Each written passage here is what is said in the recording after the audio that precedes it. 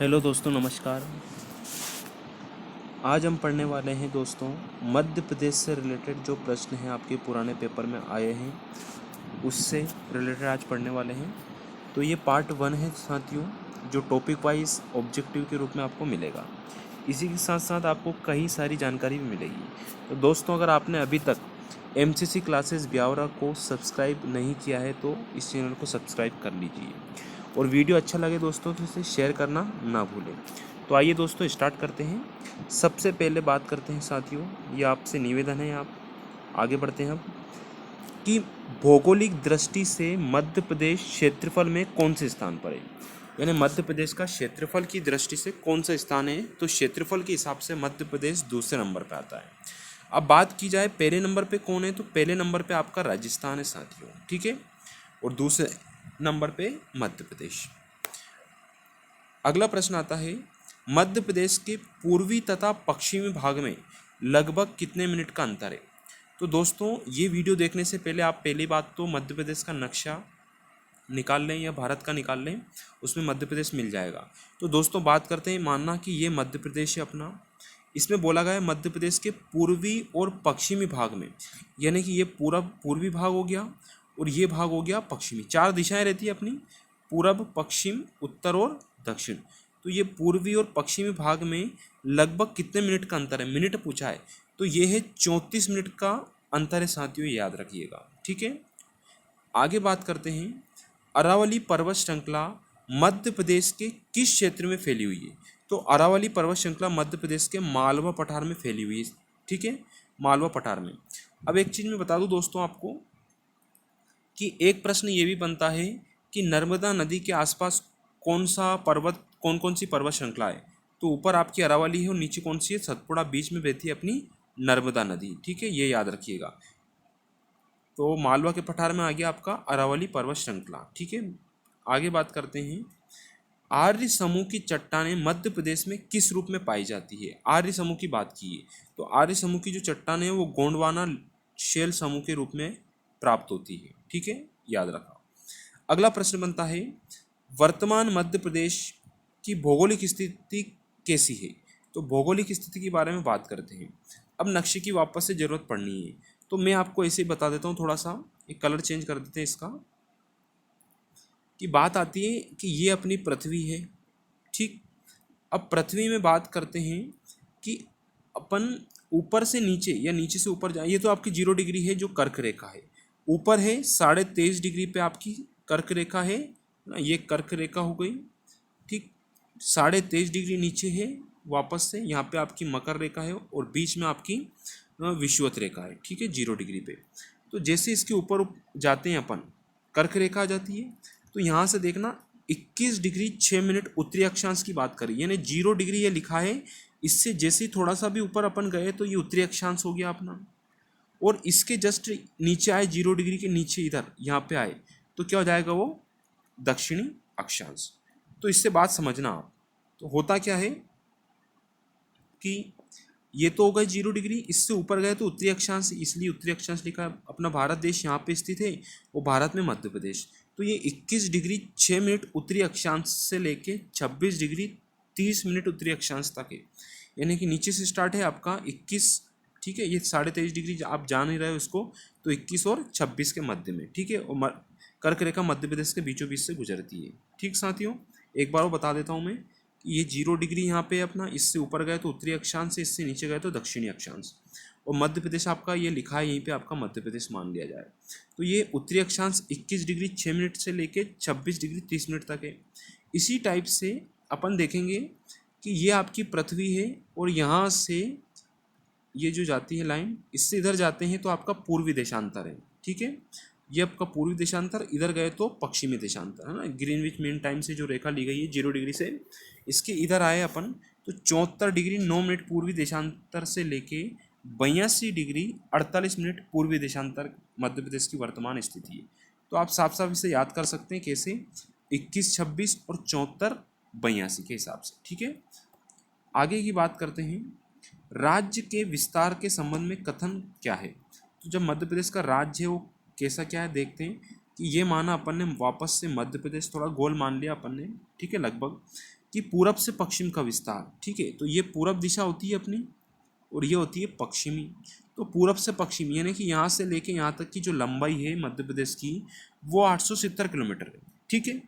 अब बात करते हैं, इसमें बोला उत्तर से दक्षिण, तो ये उत्तर है और ये दक्षिण है, यानी उत्तर से दक्षिण कितनी है अपनी 605, ठीक है। नक्शे को साथ रख सकते हैं आप, उसमें देख सकते हैं।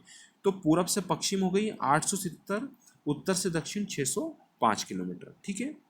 फिर आता है मध्य प्रदेश राज्य है। तो मध्य प्रदेश जो राज्य है पूर्ण भू आवेष्टित राज्य साथियों।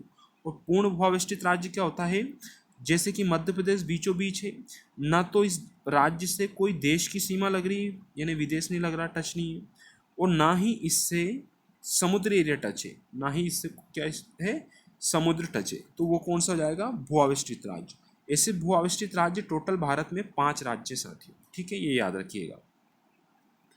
आगे बात करते हैं मध्य प्रदेश के गठन के संबंध में सही कथन बताइए। तो सही कथनों की बात करते हैं कि महाकौशल की राजधानी जबलपुर थी, बिल्कुल राइट है कि महाकौशल की राजधानी जबलपुर थी। दूसरा पॉइंट आता है बुल्डाना, अकोला सहित 8 जिलों को तत्कालीन मुंबई राज्य में शामिल कर दिया गया था।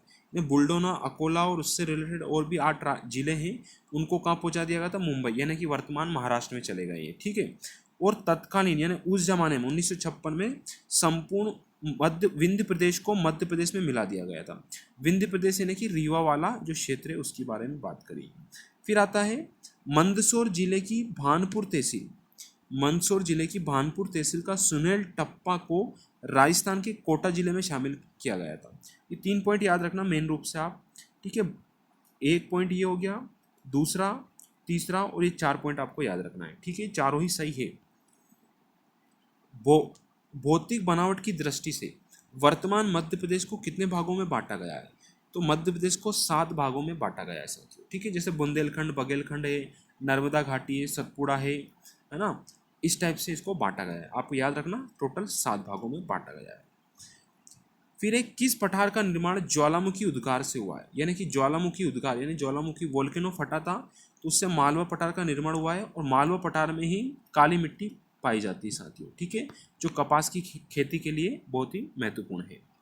फिर आता है अपना मध्य प्रदेश के कितने जिलों से कर्क रेखा गुजरती है। कर्क रेखा है साथियों, तो ये 14 जिलों से कर्क रेखा गुजरती है मध्य प्रदेश की, ठीक है। अब वो कौन कौन से जो ट्रिक से अपन याद करते हैं, ठीक है। तो आपको ट्रिक याद रखना है, ट्रिक है बड़ी शानदार कि रौवा राशि भौरासा क्या है साथियों, एक बार बोलो, रौवा राशि भौरासा दम जब कटनी उमराशा। रौवा राशि भौरासा दम जब कटनी उमरासा, इसको लगातार कम से कम आप कम से कम 10 बार तो आप इसको पढ़ लीजिए, है ना, कि रौवा राशि भौरासा दम जब कटनी उमरासा, इसको याद कर लो। उसके बाद फिर अपन इसके बारे में जानते हैं क्या इसका फुल फॉर्म है। तो रौवा से बात करते हैं साथियों, अपने को 14 जिले पढ़ना है, ध्यान रखना, ठीक है। तो 14 जिलों में रौवा का फुल फॉर्म देखना, रा से रतलाम हो गया, नक्शे में देखते जाइए मेरे साथ साथ, बिल्कुल लाइन से पढ़ा रहे हैं हम आपको, लाइन से आप देखते जाइए। पहला है रतलाम, ऊ से उज्जैन हो गया, और आज से आगरमालवा, रतलाम, उज्जैन और आगरमालवा, ठीक 3 जिले। फिर रौवा के बाद राशि था, राशि से अपना एक राजगढ़ जिला है और एक अपना सीहोर जिला है, ठीक है। भौरा से देखो, भा से आपका भोपाल, वा से विदिशा, रा से रायसेन हो जाएगा, ठीक। फिर सा से सागर, तो रौवा राशि भौरासा हो गया अपना, ठीक।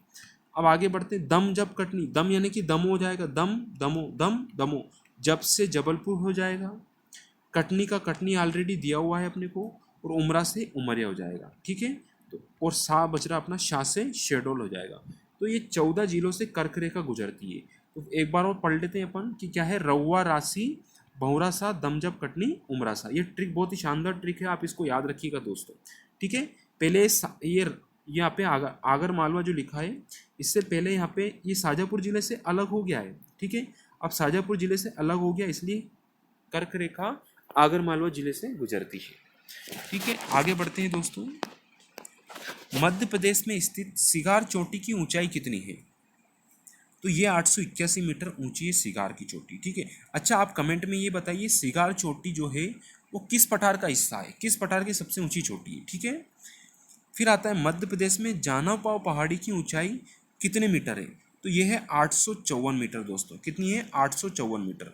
अब आपको वापस कमेंट में बताना है कि जाना पाओ पहाड़ी किस क्षेत्र में पड़ती है ना, किस पठार में पड़ती है। फिर ये धजारी पहाड़ी की ऊंचाई लगभग कितनी है? तो ये 810 मीटर ऊंची है धजारी, और ये भी आपको कमेंट में बताना है कि किस पठार के अंतर्गत आती है। ठीक है, अब बात करते हैं मध्य प्रदेश का सर्वोच्च शिखर है ना, जुगाड़ किस पठार पे स्थित है। ठीक है, ये सर्वोच्च शिखर जुगाड़ नहीं है, ये सिगार है साथियों। ठीक है,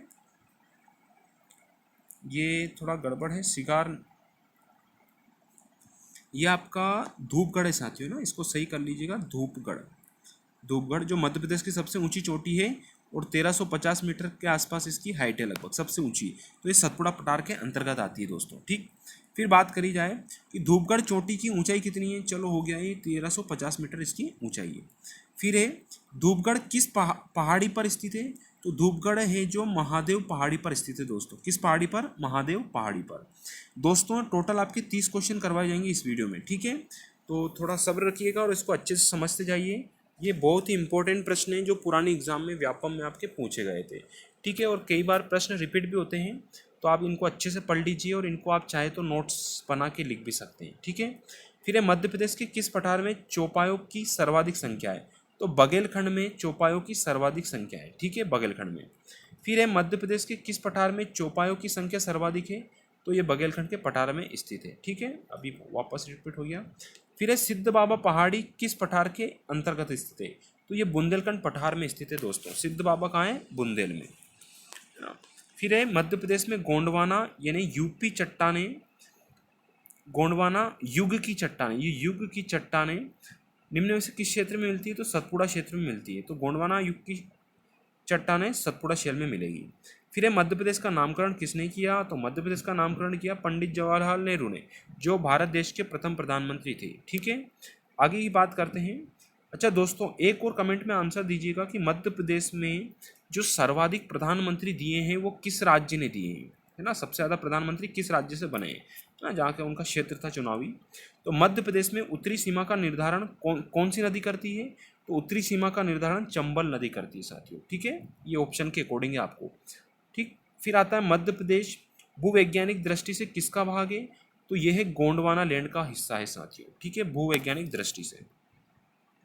मध्य प्रदेश में धारवाड़ क्रम की चट्टानें कहाँ मिलती है। तो ये बालाघाट में है ना। घाट घाट पे कौन सी है? धार। घाट घाट पे धार है, ऐसा याद रख लेना। फिर है मध्य प्रदेश में दक्कन ट्रेप चट्टानें कहाँ पाई जाती है। तो दक्कन ट्रेप पाई जाती है खंडवा में। ठीक है, अगला आता है मध्य प्रदेश में बुढ़ापा क्रम की चट्टानें कहाँ पाई जाएगी। तो ग्वालियर, पन्ना और छतपुरा में। ठीक है, ये याद रखना। फिर है अविभाजित मध्य प्रदेश की पूरब से पश्चिम की चौड़ाई कितनी है। 1127 किलोमीटर है। ये अविभाजित की बात कर रहा हूँ जब आपका छत्तीसगढ़ राज्य भी मध्य प्रदेश के अंतर्गत था ना साथियों। ये बुल्डाना क्रम की, बुढ़ापा नहीं है, बुल्डाना है ना, बुल्डाना कर लीजिएगा इसको, बुल्डाना क्रम की चट्टानें। ठीक है, वो आगे की बात करते हैं। अच्छा, अपन ने पूरब से पश्चिम बात करी तो उत्तर से दक्षिण कितनी थी साथियों। तो उत्तर से दक्षिण थी 996 किलोमीटर। ये मध्य प्रदेश की बात है अविभाजित की, और विभाजन की भी अपन ने बात कर ली है। लास्ट प्रश्न है आपका कि मध्य प्रदेश का पुनर्गठन कब किया गया। तो मध्य प्रदेश का पुनर्गठन 1 नवंबर सन 2000 को किया गया था साथियों। अब आपको कमेंट में बताना है किसकी अध्यक्षता में ये किया गया था। ठीक है, और किया गया था तो बताइएगा साथियों। तो दोस्तों, अगर आपने चैनल को सब्सक्राइब नहीं किया है तो चैनल को सब्सक्राइब कर लें, और वीडियो अच्छा लगे ना दोस्तों तो इसे शेयर जरूर कीजिएगा किसी भी स्टडी ग्रुप में। ठीक है दोस्तों, और अगला वीडियो जो बनने वाला है इसका ही पार्ट 2 बनेगा। ठीक है साथियों, तो ये आपका पार्ट 2 जल्द आने वाला है कि मध्य प्रदेश की भौगोलिक स्थिति व प्राकृतिक भाग में। ठीक है, पार्ट नंबर 2, और ये आपका पार्ट नंबर 1 है। तो मध्य प्रदेश सामान्य ज्ञान पूरी डिटेल के साथ पढ़ने के लिए इसे सब्सक्राइब जरूर करें दोस्तों। धन्यवाद साथियों।